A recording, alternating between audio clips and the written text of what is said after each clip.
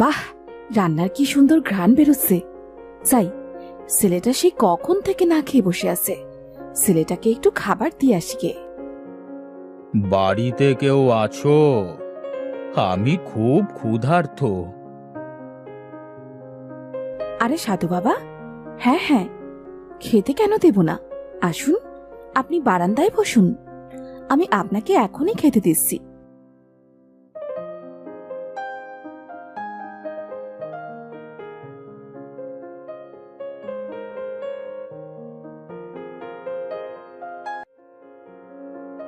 বাহ, তোর হাতের রান্না তো অসাধারণ। অনেক দিন বাদে এমন রান্না খেলাম। আমি তোর উপর খুব খুশি হয়েছি রে মা। বল, তোর কি চাই? না সাধু বাবা, আমার কিছুই চাই না, শুধু দোয়া করবেন যাতে আমার ছেলেটাকে নিয়ে শান্তিতে দুবেলা দুমুঠো খেয়ে পড়ে বাঁচতে পারি। ঠিক আছে মা, তুই কোনো চিন্তা করিস না। যদি তোর কোনো বিপদ হয়, আমি সেদিন ঠিক আসব তোকে সাহায্য করতে। আমি এখন চলি।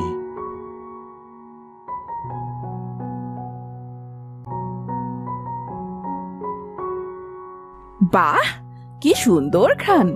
খাদিজা যে কি করে এত সুন্দর রান্না করে কে জানে। আমি যদি এত সুন্দর রান্না করতে পারতাম তবে যে কি ভালো হতো। আমিও তো চেষ্টা করার পরেও তো কিছুতেই রান্না ভালো করতে পারি না। মা, ও মা, দেখো আমি কত বড় মাছ ধরে এনেছি। এই মাছটা সুন্দর করে রান্না করো দেখি, অনেক ক্ষুধা পেয়েছে। তুই এত বড় মাছ কোথা থেকে পেলি রে বাবা? নদী থেকে ধরেছি মা। ঠিক আছে বাবা, তুই বস, আমি চট করে মাছ রান্না করে নিয়ে আসি।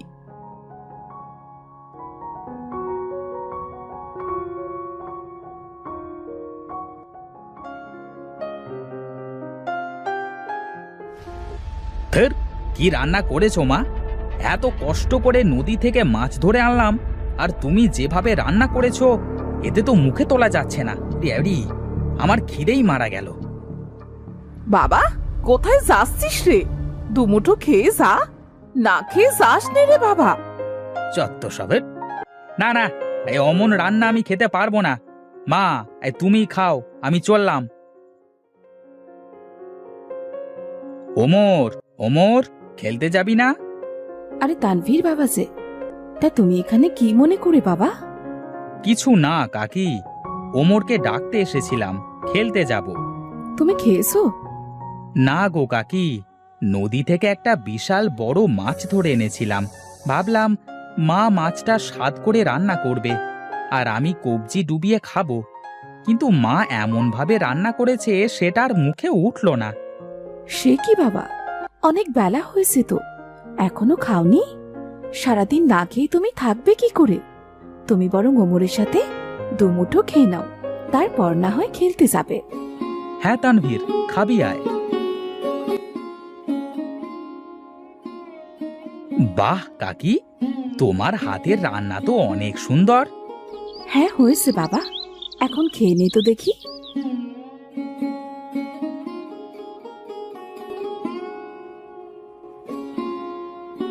আর মাত্র একদিন বাকি, এর মধ্যে ভালো রাঁধুনি খুঁজে না পেলে আমার গর্দান যাবে। সারা গ্রাম খুঁজলাম কিন্তু মনের মতো রাঁধুনি পেলাম না। কি যে করি! আহা হা হা, কি সুন্দর ঘ্রাণ! এত সুন্দর ঘ্রাণ কোথা থেকে আসছে? দেখতে হচ্ছে তো ব্যাপারটা। বাড়ি থেকে আছেন? একটু বেরিয়ে আসেন। কি আপনি? কি চাই? আমি হলাম এই মোড়ল মশাইয়ের নায়েব। আমি অনেক বিপদে পড়ে তোমার কাছে এসেছি। আমার মনে হয় তুমি আমাকে এই বিপদ থেকে রক্ষা করতে পারবে। কি বিপদ আমাকে বলুন, দেখি আপনাকে কোনো সাহায্য করতে পারি কিনা। মোড়ল মশাইয়ের কঠিন অসুখ হয়েছে, কোনো কিছুতেই তার মুখে স্বাদ আসছে না। নিন নিন, শুরু করেন মোড়ল মশাই, খেয়ে বলুন তো নতুন রাঁধুনির রান্নার স্বাদ কেমন। ছি ছি ছি ছি ছি, উয়াক, থু! এমন জঘন্য রান্না আমি আমার বাবার জন্মে কোনোদিন খাইনি। নায়েব, বেয়াদবির একটা সীমা থাকে। এই 3 দিন ধরে তুমি আমাকে এমন বেস্বাদ রান্না খাওয়ালে। 3 দিন সময় দিলাম আমি তোমাকে।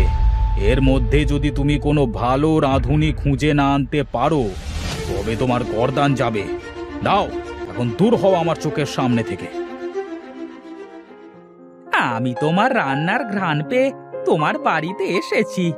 আমার বিশ্বাস তোমার রান্না মোড়ল মশাইয়ের অনেক পছন্দ হবে।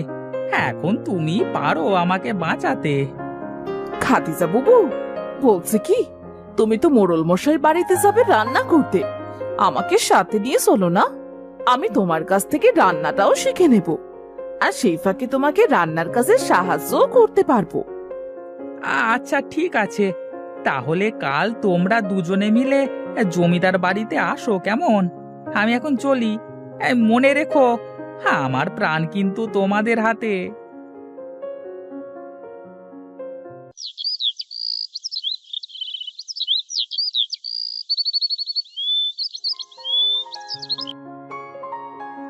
তোমরা এসেছো? এসো এসো, আমি তোমাদের রান্নাঘরে নিয়ে যাই। মোড়ল মশাইয়ের খাবার বেলা প্রায় হয়ে গেল। দ্রুত হাত চালিয়ে রান্না করো। ঠিক আছে নায়েব মশাই।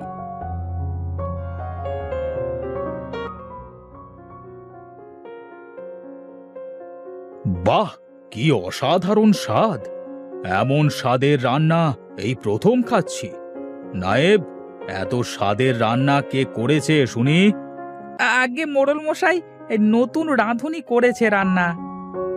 যাও যাও, এই রাঁধুনিকে পুরস্কৃত করো, আর আজ থেকে এই রাঁধুনিকে মোটা টাকা বেতন দিয়ে আমার বাড়িতে রেখে দাও। ঠিক আছে মোড়ল মশাই। বুবু, আজ আমি রান্না করি? তোমাকে দেখে দেখে আমি তো রান্না শিখেই গেছি। আমাকে একদিন রান্না করতে দাও। আচ্ছা বেশ বুবু, আজ তুমিই রান্না করো। এই তো পেয়েছি সুযোগ। আজ এমন বাজে রান্না করব, আর সব দোষ চাপাবো খাদিজার ঘাড়ে। আমাকে দিয়ে এত খাটনি করায়, আমায় কিনা বেতন কম দেয়। আজ রান্নায় এমন নুন দেব যাতে খেয়ে মোড়লের গাল পুড়ে যায়। ওয়াক, থু! খাবারে এত নুন কে দিল? কে করেছে এই রান্না? আগে মোড়ল মশাই, রান্না তো আজ খাদিজাই করেছে। নায়েব, নায়েব! জি জি জি, বলুন মোড়ল মশাই। খাদিজাকে এক্ষুনি এই বাড়ি থেকে বের করে দে।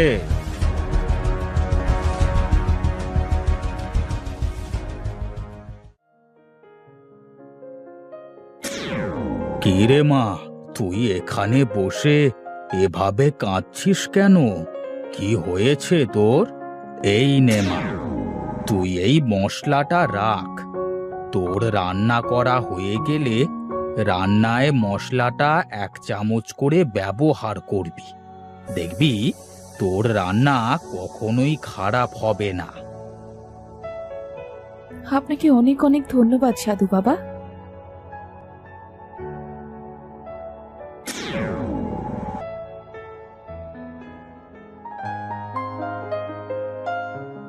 তুমি আবার কেন এসেছো আমার বাড়িতে? যদি কিছু মনে না করেন তাহলে আমার রান্নাটা একটু খেয়ে দেখুন। হ্যাঁ, তাই তো। সেই কখন ধরে রান্নার গন্ধ পাচ্ছিলাম। ঘ্রাণ শুনে তো মনে হচ্ছে তোমার রান্না ভালোই হবে। নিয়ে আসো দেখি।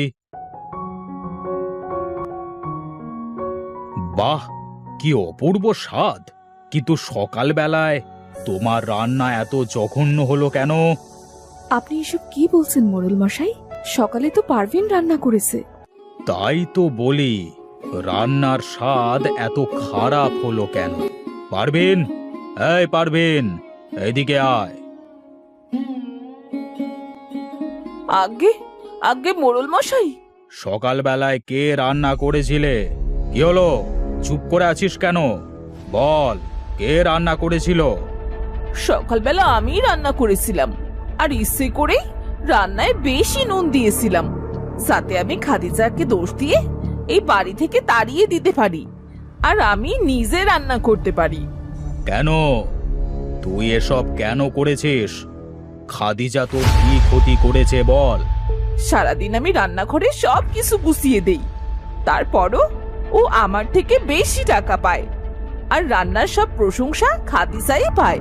তাই আমি এই কাজ করেছি। আমার ভুল হয়ে গেছে মোড়ল মশাই, আমাকে ক্ষমা করে দিন। তোর এত বড় স্পর্ধা! তুই এক্ষুনি আমার বাড়ি থেকে বের হয়ে যা, আর কোনো দিন আমার সামনে আসবি না। এই জন্যই বলে অতি লোভে তাঁতি নষ্ট। স্বপ্নাপুর গ্রামে রমেশ তার বউ প্রেমা এবং মেয়ে পায়েলকে নিয়ে বসবাস করে। রমেশ বসে প্রেমার সাথে গল্প করছে। তখন পায়েল এসে তার বাবাকে বলল, বাবা, ও বাবা, আমাদের জমিতে তরমুজ চাষ করবে? আমাদের গ্রামের অনেকেই তো তরমুজ চাষ করছে। তুই ঠিক বলেছিস মা, এই তরমুজ চাষ করলেই বেশ ভালোই হবে। মেয়েটা তো ভালো কথাই বলেছে। তুমি আজ বাজারে যাও, ভালো মানের কিছু তরমুজের বীজ নিয়ে এসো। কাল থেকে তরমুজ চাষ করার জন্য জমি তৈরি করতে শুরু করো। আচ্ছা আচ্ছা, আমি এখনই বাজারে যাচ্ছি তরমুজের বীজ কেনবার জন্য। কেমন?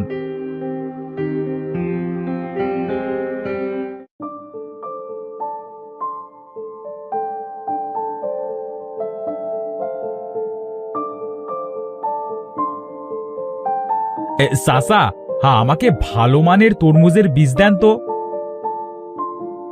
এই নাও বাবা, এটা সব থেকে ভালো মানের বীজ। ধন্যবাদ চাচা, এই নিন টাকা।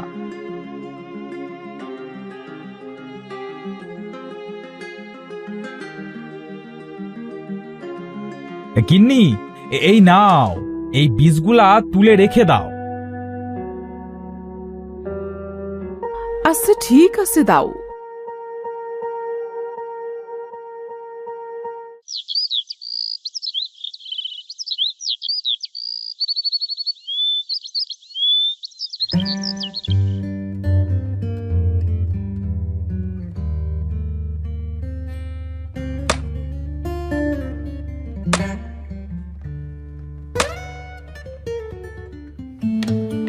যাক, জমিটা তৈরি হয়ে গেছে, এবার শুধু বীজগুলা রোপণ করবার পালা।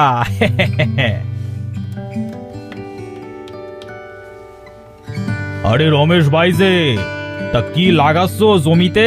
হ্যাঁ, এই যে তরমুজের বীজ রোপণ করছি। হ্যাঁ, তা বেশ ভালোই করেছো, তবে এত দেরি করে কেন লাগাচ্ছ? সকলের তো চারা অনেক বড় হয়ে গিয়েছে গো। আর বলো না ভাই, মেয়েটা বলল সেই জন্যই তরমুজ চাষ করছি। হ্যাঁ, তা ভালোই করেছো বুঝলে। তা এখন আমি আসছি, কেমন?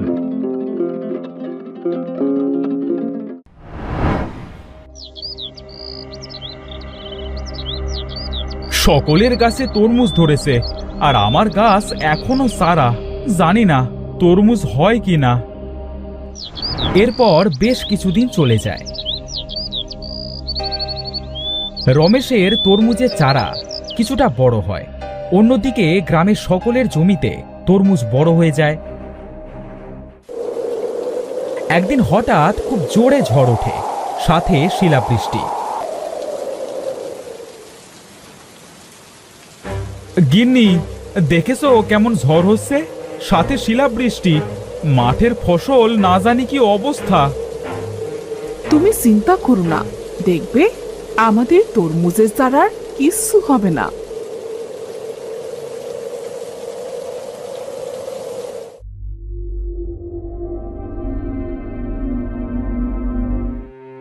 কি অবস্থা হয়েছে তরমুজের! সব তরমুজ যে নষ্ট হয়ে গিয়েছে। সকলে কিভাবে কাঁদছে। যেগুলা একটু ভালো আছে তাও মনে হচ্ছে দুদিনের ভেতরে পচন ধরবে। গ্রামের সকলের তরমুজ নষ্ট হয়েছে শিলাবৃষ্টির জন্য। এভাবে আরো কিছুদিন চলে যায়। রমেশের তরমুজ গাছে ফুল আসে।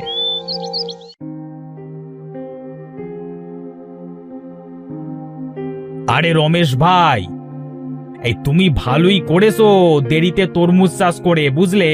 এই সকলের তরমুজ তো নষ্ট হয়ে গেছে, বাজারে তরমুজ তেমন পাওয়া যাচ্ছে না। একটা দুইটা যাও পাওয়া যাচ্ছে, সেটা গরিবেরা খেতে পারবে না, অনেক দাম।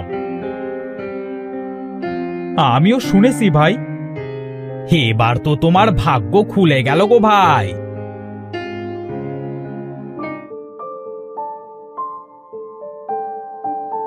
দেখেছো তরমুজ গাছে কত সুন্দর ফুল এসেছে, আর কত তরমুজ হয়েছে।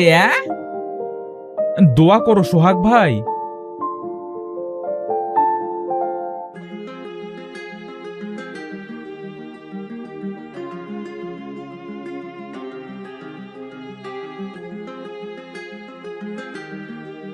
তরমুজ তো অনেক বড় হয়ে গেছে, আজকে হাটে নিয়ে যাব।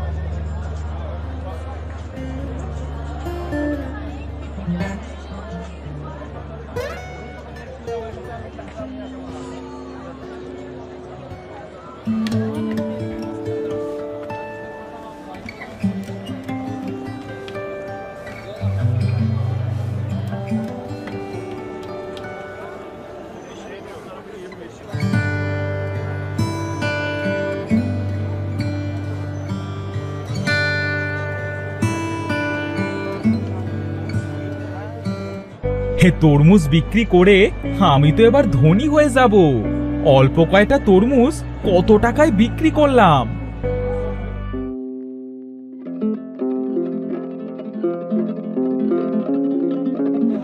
যত দিন যেতে থাকে তরমুজের দাম ততই বাড়তে থাকে। গরিব মানুষরা তরমুজ কিনে খেতে পারে না।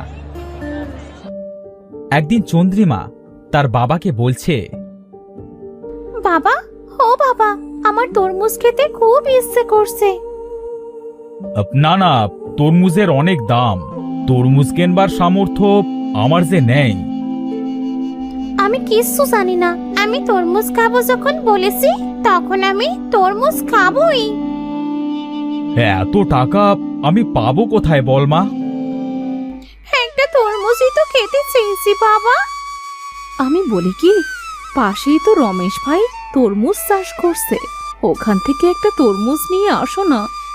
মেয়েটার কান্না যে আর সুস্থ হচ্ছে না। ঠিক আছে, আজ রাতেই আমি একটা তরমুজ কিনে আনবো।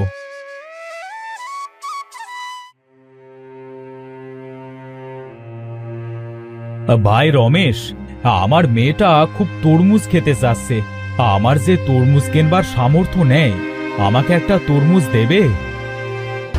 একটা তরমুজের কত দাম জানো? না না, আমি তোমায় কোনো তরমুজ দিতে পারবো না, আমার বাড়ি থেকে তুমি যাও। দিন না রমেশ ভাই একটা তরমুজ, আপনি আমাকে যা করতে বলবেন আমি তাই করব। আরে না না, আমার কোনো কিছু করে দেওয়া লাগবে না, আমি তরমুজ দিতে পারবো না, তুমি এখন আসতে পারো।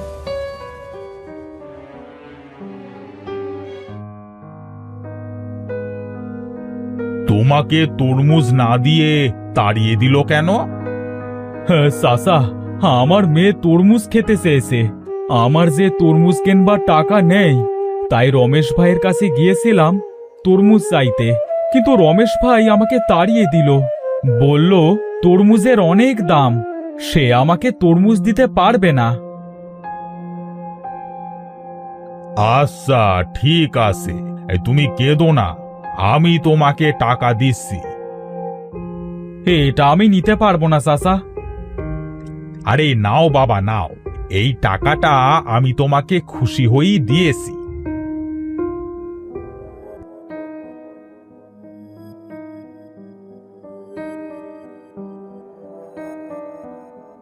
বাড়িতে কেউ কি আসো? হ্যাঁ চাচা, বলুন কি বলবেন।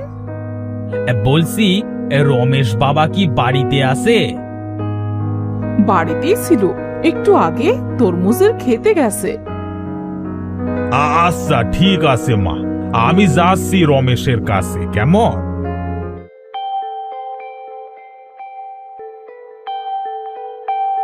বাবা রমেশ। কে কে ডাকছে আমাকে? কে আপনি? আমাকে ডাকছেন কেন? আমাকে তুমি চিনবে না বাবা, আমি তোমার কাছে এসেছি। আমার খুব তরমুজ খেতে ইচ্ছে করছে, আমার কাছে তো টাকা নেই, তাই তোমার কাছে আসলাম বাবা। না না, আমি কাউকে তরমুজ দিতে পারবো না। আরে একটা তরমুজ আমি অনেক টাকা দিয়ে বিক্রি করতে পারবো। টাকা নিয়ে আসেন আর তরমুজ কিনে নিয়ে যান। আমি বৃদ্ধ মানুষ, টাকা কোথায় পাবো বাবা? দাও না বাবা, একটা তরমুজ দাও আমাকে। বৃদ্ধ মানুষ, তাহলে তরমুজ খেতে ইচ্ছে করছে কিভাবে? যাও তো এখান থেকে, যাও, কেটে পড়ো। আচ্ছা, আমাকে যখন তুই তরমুজ দিলি না, তখন আমি তোকে অভিশাপ দিচ্ছি, আজ থেকে কাল পর্যন্ত তরমুজের বৃষ্টি হবে। তখন তোর তরমুজ কেউ কিনবে না। সেই তরমুজের স্বাদ হবে সাধারণ তরমুজের থেকে 3 গুণ। তোর তরমুজ নষ্ট হয়ে যাবে। তরমুজের আবার বৃষ্টি হয় নাকি? আরে আপনার কি মাথা খারাপ হয়ে গেছে নাকি? যত সব পাগল কোত্থেকে যে আসে।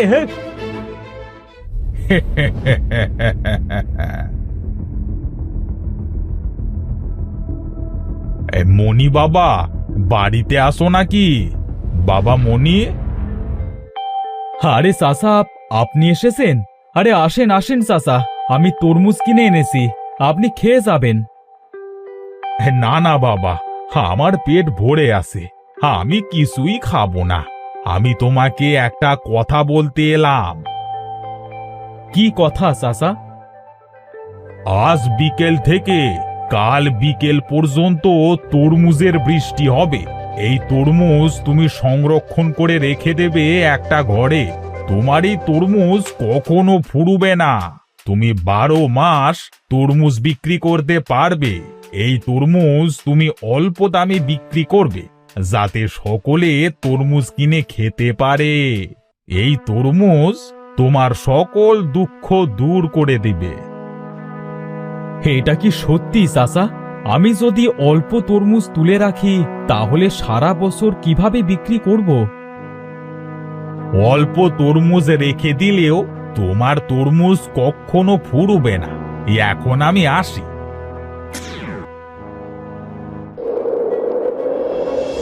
আরে আরে, সত্যি তো তরমুজের বৃষ্টি হচ্ছে। তাহলে কি বৃদ্ধের অভিশাপ সত্যি হয়েছে আবার? আমার তরমুজ কি আর কেউ নেবে না?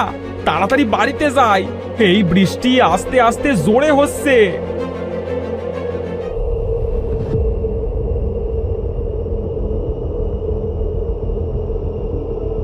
গিন্নি, ও গিন্নি, এই দেখো, সত্যি সত্যি তরমুজের বৃষ্টি হচ্ছে।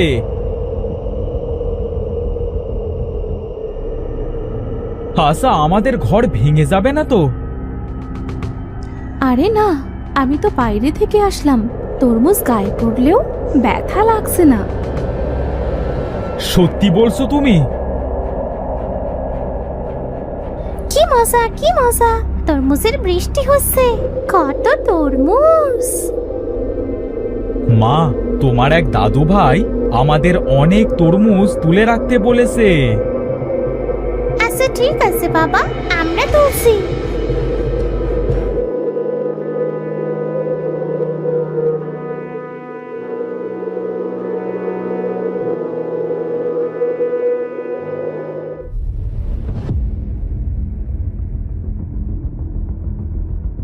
হায় হায় হায় হায়, এটা আমার কি হলো গো?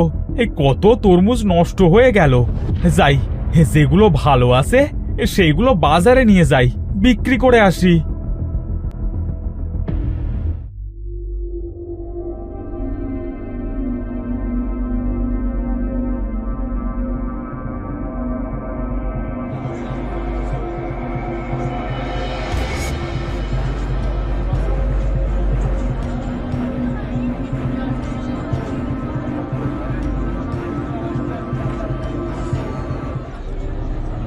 একটা ভুলের জন্য আজ কত বড় শাস্তি পেলাম।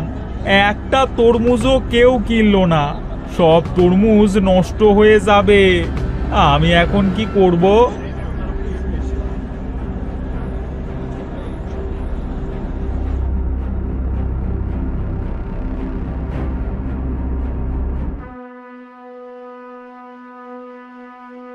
অনেক দিন তো হলো, এখন আমরা তরমুজ বিক্রি করি। তরমুজ বিক্রি করে যে টাকা পাবো তাই দিয়ে বাজার করে আনবো।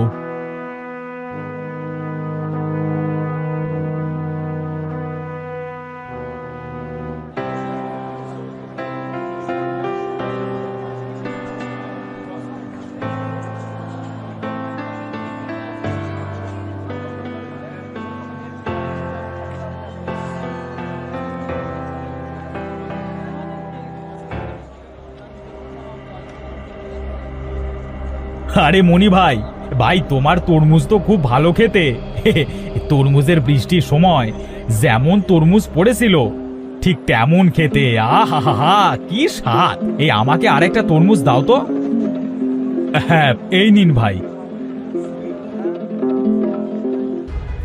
ভাই, আমার কাছ থেকে তরমুজ নিন না, আমার তরমুজও অনেক ভালো খেতে, দামও অল্প। তুমি আমাদের কাছে কখনো তরমুজ বিক্রি করনি, তাই তোমার কাছ থেকে একটা তরমুজও কিনবো না। না, এটা ঠিক হচ্ছে না। আগে রমেশ ভাই তরমুজ বিক্রি করে নিক, তারপরে আমি তরমুজ বিক্রি করতে আসব। আমি জানি তোর মনটা ভালো, তাই তরমুজের বৃষ্টি দিয়েছিলাম। আরে চাচা যে, চাচা আপনিও রমেশ ভাইয়ের তরমুজের বৃষ্টি করে দিন। তুই যখন এত করে বলছিস তখন দিচ্ছি।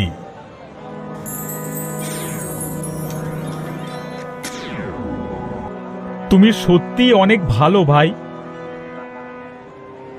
আমাকে মাফ করে দিও, আমার ভুল হয়ে গেছিল। তোমার জন্য আমি আমার তরমুজগুলো বিক্রি করতে পারলাম। আমি তরমুজ নিয়ে আসলে আপনার তরমুজ বিক্রি হতো না, তাই আপনার সব তরমুজ বিক্রি হয়ে যাবার পরে আমি তরমুজ বিক্রি করতে এসেছি।